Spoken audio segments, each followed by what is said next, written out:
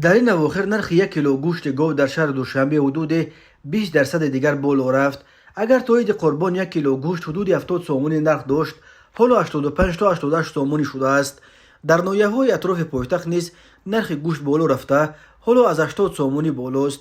روز 24 ایول سال 2024 در نشست خبری وزارت کشاورزی تاجیکستان موضوع نرخ گوشت یکی از موضوع اساسی شد. بنا به گزارش از یپلیوس نگینه انوری معاون وزیر کشاورزی گفت سرشمار چاروای کلان در کشور در یک سال آخر 100,000 سر یا قریب 4% افزوده به 1,906,000 سر نزدیک شده است. اما در پاسخ به این سوال که پس چرا با وجود افزایش سرشمار چاروا نرخ گوشت در بازارهای جمهوری همچنان بالا می رود، نگینه انوری پاسخ داد که حالا از تاجیکستان به خارج کشور گوشت صادر نمی شود و همین طور از خارج نیز به تاجیکستان گوشت وارد کرده نمی شود. ما 99.9% اهالی را با گوشت تامین می کنیم، ولی سبب پایان آمدن نرخ آن زیاد شدن طلبات اهالی و واردات خوراک چاروا از خارج است، ابراز داشت انوری. اما خانم انوری شرح نداد است که کدام خوراک چاروا و از کدام کشور به تاجیکستان وارد می شود.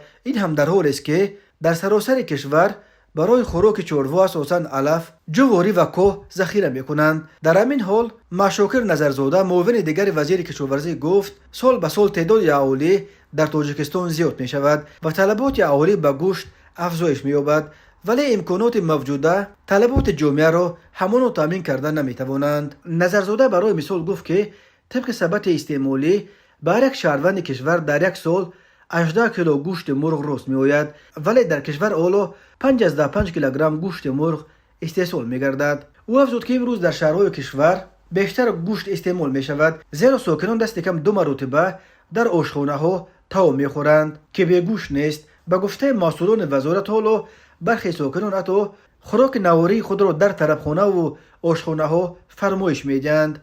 غیر از این نظرزاده سبب دیگر افزایش یافتن طلبات ساکنان به گوشت را به برگزاری توی و معرکه ها ارتباط داد. اما این گفته معاون وزیر کشاورزی در حالی است که قانون تنظیم تمام و توی معرکه ها را به تنظیم می درآورد و نفران قانون را پایمال کننده جریمه می شوند. به بالای این کمیته دین پیوسته ثابت می دهد که گویا با شرافت قانون تنظیم ذبح چاروا برای توی و معرکه ها در تاجیکستان کمتر و کمتر می شود. به حساب برنامه خوراکواری سازمان ملل سال 2021 در ثبت استعمالی ساکنان تاجیکستان استعمال گوشت مگی 14.9 کیلو را تشکیل می داد و این در حالی است که معیار حد اقل استعمال گوشت در دنیا بر سر اهالی در یک سال دست کم 40 کیلو برابر شده است. متخصصان میگویند حجم واقعی استعمال گوشت بر سر اهالی در تاجیکستان 25 کیلو را تشکیل میدهد، ولی این هم از معیار جهانی خیلی کمتر است.